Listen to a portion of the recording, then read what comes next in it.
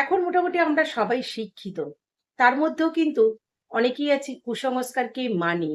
অর্থাৎ কোনো মানুষ মারা গেলে তার স্ত্রীকে প্রিয় কিছু অভ্যাস নিমেষে ছেড়ে ফেলতে হয় বা মুছে ফেলতে হয় বা ত্যাগ করতে হয়।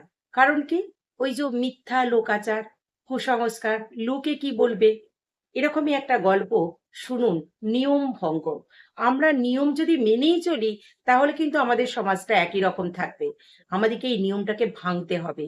দেখিয়ে দিতে হবে যে একটা মানুষের শোক বা শ্রদ্ধা সে মারা যাওয়ার সাথে সাথে আমাদের মন থেকে চলে যায় না।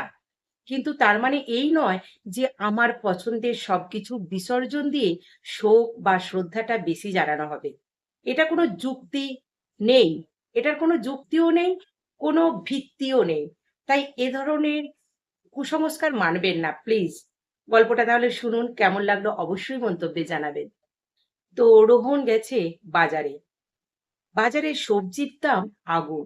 তখন যে মাছওয়ালার কাছে মাছ নেন, সে বলছে, দাদা এদিকে আসুন। আপনি তো প্রতিদিন চারা পোনা বা পোনা মাছ নেন, একটু তো স্বাদ বদল করে খেতে পারেন। আজকে আমার কাছে ডিমওয়ালা ট্যাংরা আছে আর ইলিশ আছে, নিন না একটু। একটু তো স্বাদ বদল করে খেতে ইচ্ছে করে। বলে না, মাছে ভাতে বাঙালি। 5 রকম মাছ না হলে বাঙালিদের ঠিক মন ভরে না, বিশেষ করে ছুটির দিনে।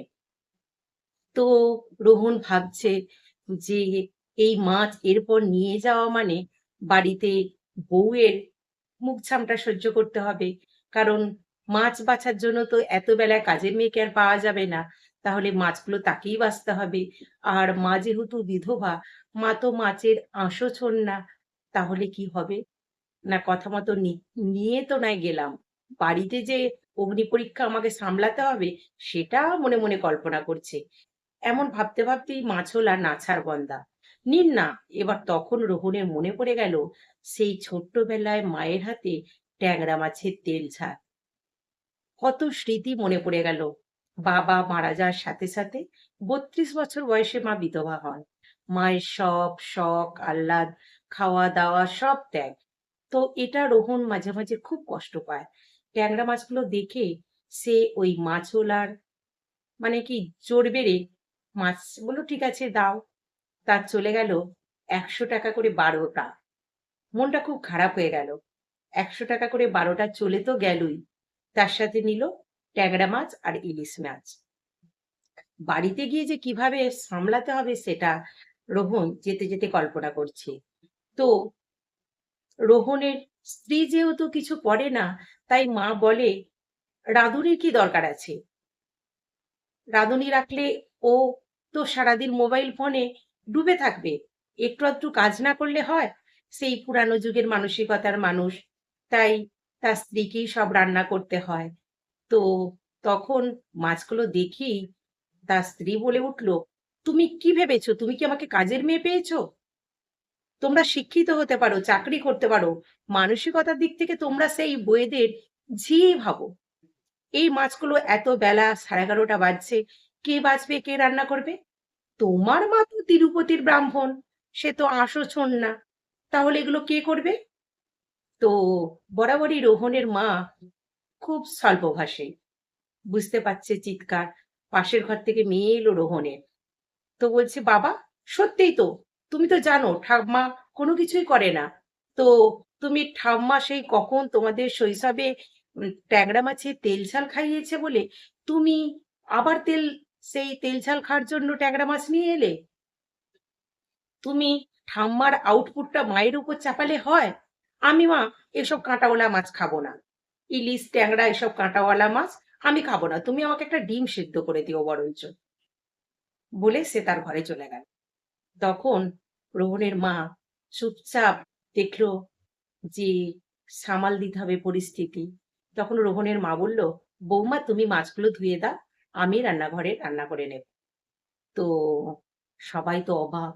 যে মা কোনোদিন আঁশ ছোন না, খাওয়া তো দূরের কথা, সেই মা আজকে মাছ হাতে করে রান্না করবে? তো এমন সময় রোহনের মা রান্না করলেন রান্নাঘরে। এত সুন্দর একটা সুগন্ধ রান্নার বেরিয়ে আসছে। তখন পাশের ঘর থেকে রোহনের মেয়ে এসে বলল, ও ঠাম্মি, তুমি কি রান্না করছো গো, এত টেস্টি লাগছে, মানে গন্ধ শুনে। তখন বলছে, খেয়ে দেখবি, তুই তো বললি খাবি না কাঁটাওয়ালা মাছ, তো তুই তো ডিম সেদ্ধ খাবি বলেছিস। বলছে, না না, এটা দেখে আমি ডিম সেদ্ধ মোটেই খাবো না, আমার এই তোমার রান্না দেখি খিদে লেগে গেছে, আমি তাড়াতাড়ি চানটা করে নিই জান রাম্মা, তারপরে আমি খেতে বসবো।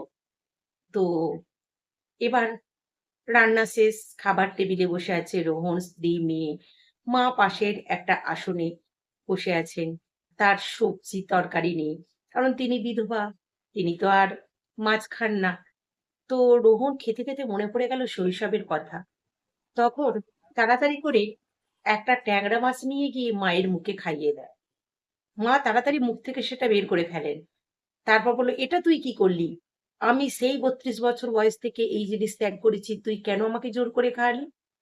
বলছে, শোনো মা, বাবার প্রতি শ্রদ্ধা তোমারও আছে, আমাদেরও আছে, কিন্তু তুমি যেটা ভালোবাসো, এতদিন তুমি নিজের হাতে আমাদের সেটা করে খাইয়েছো, বা বহুদিন পর তুমি সেটা নিজের হাতে আমার ভালো লাগে বলে তুমি রান্না করে খাওয়ালে, আমি ছেলে হয়ে কি করে তোমাকে না দিয়ে খাই বলো তো? এতে আমার আত্মা শান্তি পাবে না? তুমি লোকাচার মানবে না, তুমি ভালোবাসা কোনো কিছুই ত্যাগ করবে না। বাবা কি তোমাকে নিষেধ করে গিয়েছিল যে এসব কিছু খাওয়া চলবে না? তাহলে কেন তুমি খাবে? তার স্ত্রীকে বলল, দুটো বড় বড় ট্যাংরা মাছ মায়ের পাতে দাও তো। স্ত্রী কথা মতো দিল। মা সেই থেকে মাছ খাওয়া শুরু করলেন। এই বলছি যে নিয়মকে ভাঙতে হবে আমাদের। সত্যিই তো, একটা মানুষ মারা গেলে আমার প্রিয় সবকিছু ত্যাগ করতে হবে, এটা কিরকম, কিসের যুক্তিতে, কিসের ভিত্তিতে, তাই না? মানুষটাকে তো আমরা কোনোদিন ভুলবো না। কোনো মানুষের অভাব কোনো কিছু পালনের মাধ্যমে পূর্ণ হয় না, তাহলে সেই পালনগুলো বা লোকাচারগুলো আমরা করি কেন? এটা অন্ধবিশ্বাস, প্রচলিত প্রথা, লোকে কি বলবে, এসব ভাবলে হবে না। আমাদের কিছু কিছু নিয়ম এইভাবেই ভাঙতে হবে।